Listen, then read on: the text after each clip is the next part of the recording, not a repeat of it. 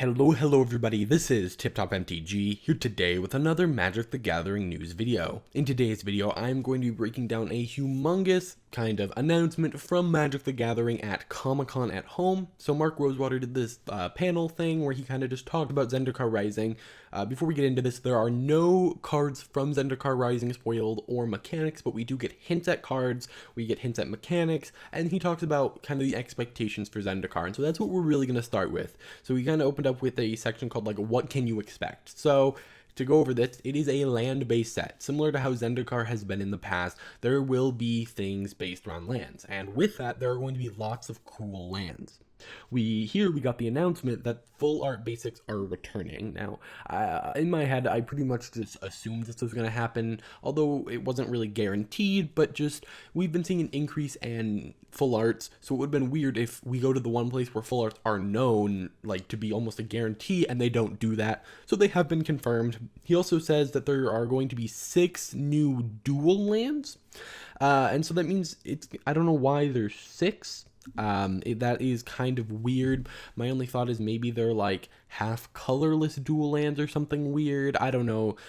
Maybe they're just not a complete cycle, or maybe there are 6 different types of dual lands. That wasn't super clear, but there could just be 6 random dual lands and not a finished cycle, which would be kind of weird, and not 5, not 10. So we'll have to see as spoilers come out, but there are going to be new dual lands, which a lot of people were predicting. And he said that, he's been trying to get them in a set for a while, which makes me think that they're going to be a little weird, a little crazy. I do have a couple ideas on them, one of which could be weird lands that are like flip cards, because there has been a leak in the past showing that flip cards are returning. Obviously, that has not been confirmed, but maybe it has something to do with flip cards. Maybe it's like a basic land on each side, and then you can just play either side of it. But then once you play it, you can't flip it. I don't know, maybe something weird like that, but we'll have to see. They also said that there's going to be a new mechanic that takes a popular theme and make it more Zendikar-like, so it's going to be a mix of old and new.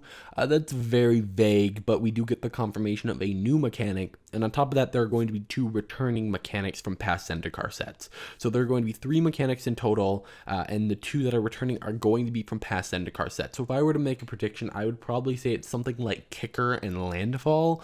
Kicker doesn't really need to be a center of the set, because most sets can really only support 2 major themes and do it well. So I kind of hope it's, Landfall, Kicker, and then this new mechanic. But of course, it could be anything else.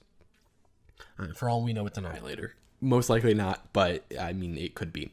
They said there are going to be lots of legendary returning creatures, and that, quote, one will be getting another color. This has kind of been a joke. Every time that Omnath has shown up, he's gotten another color. He started as mono green, then he went into Gruul, then blue was added, and now a new color is going to be added, which is going to be kind of weird. This will be the first time that we're seeing a 4-color legendary creature, or legendary anything, in Standard. Actually, if you look at all legendary creatures ever, there's only been 4, like 1 in each color combination, and that was from a commander product. Now, you could make the 4-color commanders by using, partners, but this will be interesting to see that one 4-color combination will have another legendary creature over the others, unless maybe there's a cycle of 4-color legendaries, which would be pretty awesome. They also said that there was going to be 3 returning planeswalkers, all with at least 3 cards. So, whether it be, Chandra or probably Nissa. Nissa is almost guaranteed to be one of those. Maybe it's Nissa, Sorin, and Nahiri. We don't know, but we'll have to find out. Then there was a bunch of Zendikar art that they showed off, and that's actually what's been playing in the background this whole time. It's just new art from the set. Overall, it looks pretty good. And that was not it for Zendikar, but they, the rest of this really isn't very Zendikar specific. The next thing they talked about was a brand new type of product. Now, if you guys don't remember, with Throne of Eldraine, they introduced a new type of booster called the Collector Booster. And with Zendikar Rising, they are introducing another new booster type. So this is going to be called a set booster, and it will have 14 cards in it. And they say that there's nothing changing that already exists. So the introduction of set boosters does not affect cluster boosters or theme boosters or draft boosters. So if you don't like this product, is basically what he said. What he said is, if you don't like this product, you can just ignore it, which is very true. Although it does affect certain things like card prices, because now there's a different way to get them. Now they say that the booster is not meant to be drafted, and that it's kind of, right now you have your draft boosters for drafting and collecting, or like collecting cards from the set. We have the collector boosters for collecting the alternates, the foils, all of that. And then we have the theme boosters for building around a theme. But what they are trying to fill is the space where it's just a pack that you're meant to open and throw in your collection, kind of, you know, the people who do that. And so that's what they're aiming for with this. And so it's just supposed to be the most fun to open. It's, you know, although that's kind of what they said collector boosters were for, but I assume this is kind of just going to be like a collector booster light is kind of where this is going to go. But they want there to be multiple excitement points, which kind of reminds me of collector boosters where, oh, here you could have this, here you could have extended, here showcase. But they walked us through what was going to be in the packs. So there's the quote welcome chapter. So sorry, they broke them up into 4 quote chapters, but there's just the chapters don't really mean anything other than the fact that, oh, it's kind of starts kind of slow, then a big jump up, and then kind of slow. No, not really. It kind of just goes slow, fast, fast, slow in terms of just excitement, from my perspective. So with the welcome chapter, which is the first one, slot 1 is always going to be an art card. So these were seen in Modern Horizons, and they were just basically big versions of the art of cards. And while there, I think we're only like 53 in Modern Horizons, there are 81 in Zendikar Rising. But to add more, quote, excitement, 5% of the time you will get a signature version that has the signature of the artist in gold on it, engraved, or whatever, not engraved, printed onto it.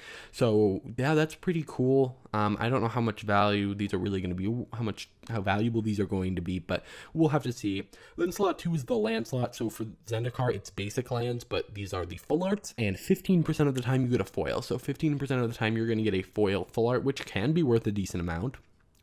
Slot 3 through 8, you get connected commons and uncommons. So similar to how Jumpstart has different themes, there are going to be kind of themes within the cards. And so these will be a bunch of commons and uncommons that are linked in some way, and it's kind of your job to figure out how they're linked, whether it be a creature type, a mechanic, I don't know, they're all related to some planeswalker. They will just be connected. Now, there are going to be 5 commons and 1 uncommon. But every common has the chance to upgrade to uncommon. So you could open 5 commons and 1 uncommon, or you could open 6 uncommons. So, again, very variable. But we have then the fireworks chapter, which is kind of supposed to be the less predictable pattern. You know, there's going to be like, oh, here's the starter chapter, here's fireworks, which are going to be kind of unpredictable. Sometimes it'll be a big boom, sometimes it'll be kind of meh. So we have a slot 9, well, at slot 9, we have the head turner slot. And so these are going to be all cards that look different than normal Magic cards. So for Zendikar Rising, they will all be commons and uncommons. So they will either be a showcase card or, quote, a cool new thing from Zendikar, which makes me think double-sided cards are going to return or some weird frame thing. We'll have to see, but it'll be different in every set. So similar to Collector Boosters, this kind of slot will change a little bit.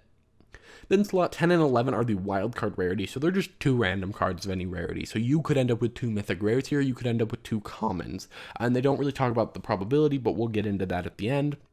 And then we have the big finish chapter, which is actually not the final chapter. It is slot 12, and in slot 12 you get a rare or mythic, and then in slot 13 you get a foil, so it's guaranteed foil in every pack, which probably reduces the price of foils.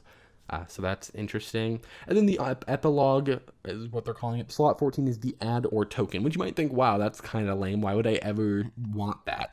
But what they do is 25% of the time, you will not get an add or token. You will get a card from, quote, the list. And the list is a set of 300 cards from Magic's past. And they look like they looked when they were printed. Similar to how Mystery Booster didn't change the frame, didn't change the wording. They just put a Planeswalker symbol in the bottom left. And that's happening again. And so they actually gave us 3 spoilers. So we have Muscle Sliver, Cloud Goat Ranger, and Pact of Negation. And, you know, the Muscle Sliver was supposed to talk about unique mechanics throughout and themes, and Cloud Goat was supposed to talk about lore, and Pact of Negation is supposed to be that there's going to be lots of surprises. So this is almost their way of building kind of mini master sets, you know, 300 cards, that's close to a full set, within every single booster. Now, you have a 25% chance to get one in a booster and a 1 in 300 chance of getting the card you're looking for. So the probability that you get the card you're looking for was very slim. Now, when they announced this, I was waiting for them to be like, oh, here's where fetch lands are. They're 5 out of 300 and a 25% chance slot in one booster. But you know, looking at this seems very expensive, the booster. You know, you could get up to 4 mythics, and whenever they say you guaranteed get 1 rare mythic, that's all you get from this pack, but you could get more, that already raises the price, just by saying that. So They said it's going to be slightly more expensive than a booster, but you should get the same amount of mythics and rares for your money, which means that you're not paying a little bit extra because they might have some fancy art. You are getting the same. You're paying the same amount for the rares and mythics. And while that might sound great, you're also maybe only getting one uncommon, which may not matter to you, but just keep that in mind, that not everything is about the rares, although the rares are mostly where the money is. And they also said the box for the set boosters will have 30 packs in it. And why I think they're doing this is because I think that if you look at the price, and I will do this in a later video, I think that it'll be the same price for a booster box of the draft boosters, and the set boosters. But if you get a set booster, you're going to get 30 packs instead of 36. Otherwise, why would you do that? Just include the 6 packs. So I think they're going to try and aim for them to be the same price, which means that, you just take, the price is just slightly higher, which is what this is looking like, but we'll have to see. And they did kind of a Q&A at the end with 2 real questions, and they said that there are going to be no Eldrazi, and the world will still suffer from them being there. It's not like it's going to be, oh, we're all good now. And then Mark wrote an article with more details about set boosters coming out soon, with more like the probabilities that commons get on up to uncommons and all that. And when that comes out, I may do a video on it if there's anything interesting that I didn't talk about here.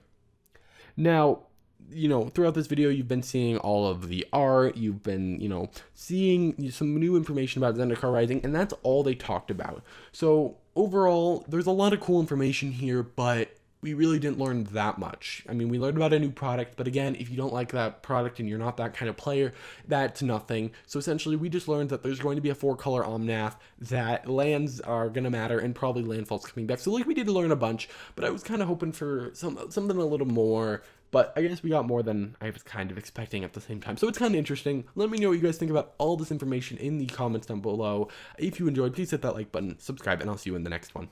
Bye.